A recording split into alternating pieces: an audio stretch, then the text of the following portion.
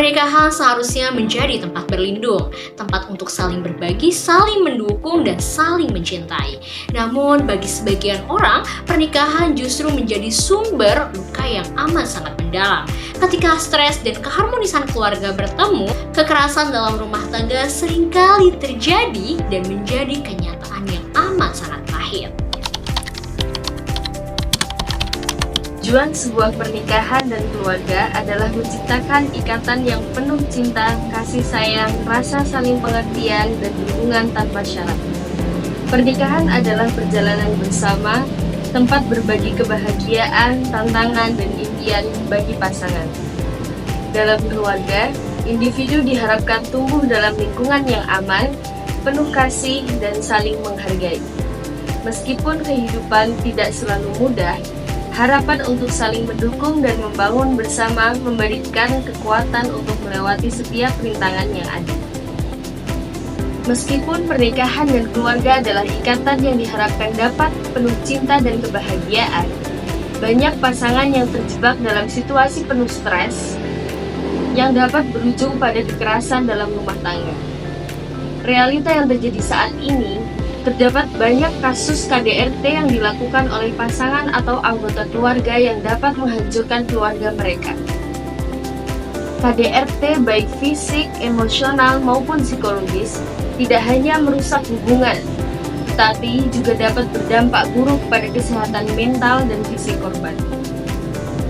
Stres dalam pernikahan yang sering kali disebabkan oleh masalah komunikasi, perbedaan nilai, atau tekanan ekonomi memperburuk keadaan ini. Oleh karena itu, penting untuk mengenali tanda-tanda KDRT dan stres dalam hubungan agar pasangan atau keluarga dapat mencari bantuan dan menemukan solusi untuk menjaga keharmonisan keluarga. Halo guys, aku Zahra. Di sini aku menjelaskan tujuan promosi penguatan keluarga dalam KDRT. Yang pertama ada meningkatkan kesadaran dan pengetahuan. Maksudnya ini memberikan pemahaman kepada anggota keluarga tentang hak asasi manusia. Yang kedua, mendorong komunikasi yang sehat. Maksudnya ini memberikan edukasi kepada anggota keluarga. Yang ketiga, beri dukungan bagi korban KDRT. Yang keempat, menciptakan lingkungan keluarga yang aman dan sejahtera. Secara keseluruhan, promosi penguatan keluarga bertujuan untuk menciptakan keluarga yang harmonis, di mana kekerasan bisa dicegah dan anggota keluarga saling mendukung dalam mewujudkan kehidupan yang aman dan penuh kasih sayang. Metode pencegahan KDRT. Nah, ada beberapa metode yang dapat dilakukan untuk mencegah KDRT. Nah, yang pertama ada perlunya keimanan yang kuat dan akhlak yang baik dan berpegang teguh pada agamanya sehingga kekerasan dalam rumah tangga tidak terjadi dan dapat diatasi dengan baik dan penuh dengan kesabaran. Kemudian yang kedua, harus tercipta kerukunan dan kedamaian di dalam sebuah keluarga. Karena di dalam keluarga itu mengajarkan tentang kasih sayang terhadap ibu, bapak, saudara, dan orang lain, sehingga antara anggota keluarga dapat saling menghargai setiap pendapat yang ada. Kemudian yang ketiga adanya komunikasi yang baik antar suami dan istri agar tercipta sebuah rumah tangga yang rukun dan harmonis. Jika di dalam rumah tangga tidak ada keharmonisan dan kerukunan di antara kedua belah pihak, maka itu dapat menjadi pemicu terjadinya KDRT. Kemudian yang keempat adalah butuh rasa saling percaya, pengertian, saling menghargai, dan sebagainya antar anggota keluarga, sehingga rumah tangga dilandasi dengan rasa saling percaya. Jika sudah ada rasa saling percaya, maka mudah bagi kita untuk melakukan aktivitas.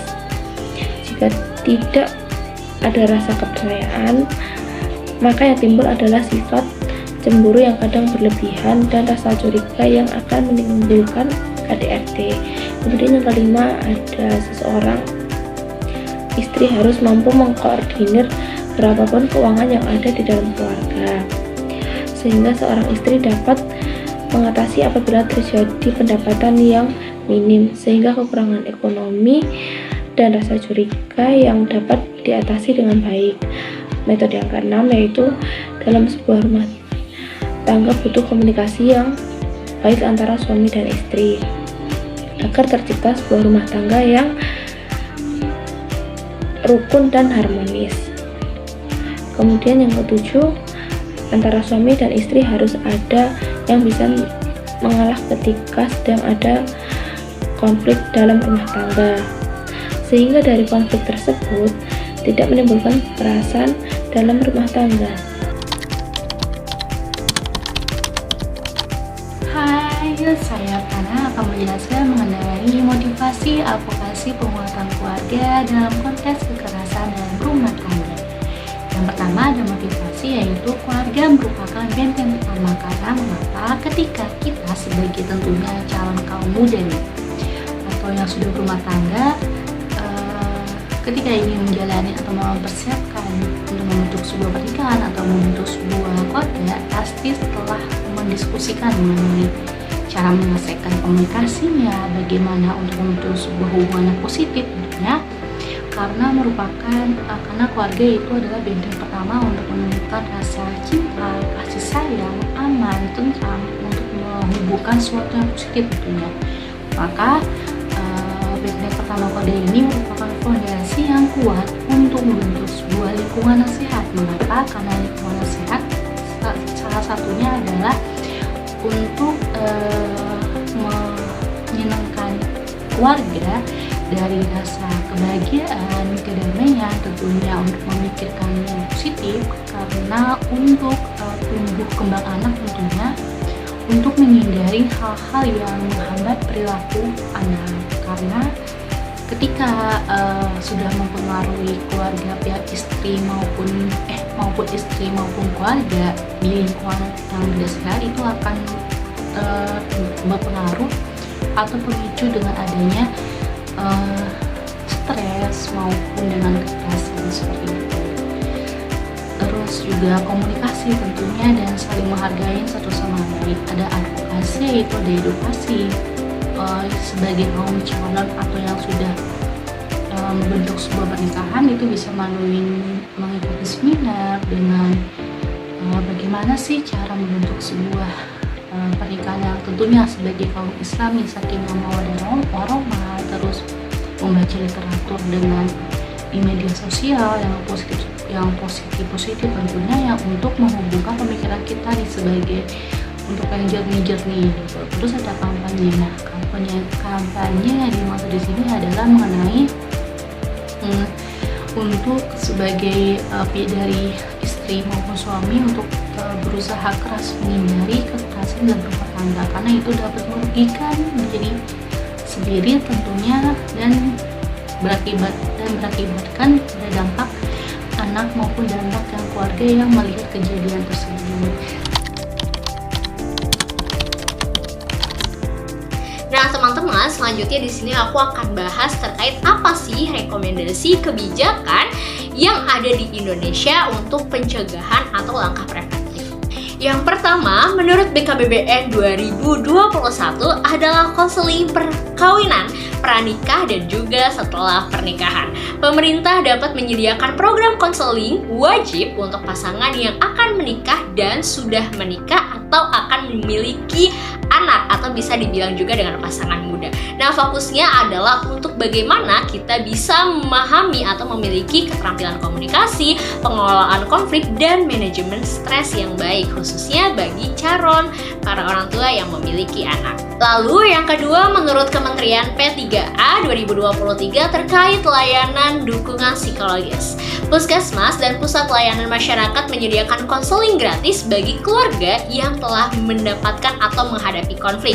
Contohnya adalah perceraian orang tua dan tekanan emosional lainnya, sehingga mereka dapat mencari bantuan tanpa menimbulkan stigma yang jelek di masyarakat.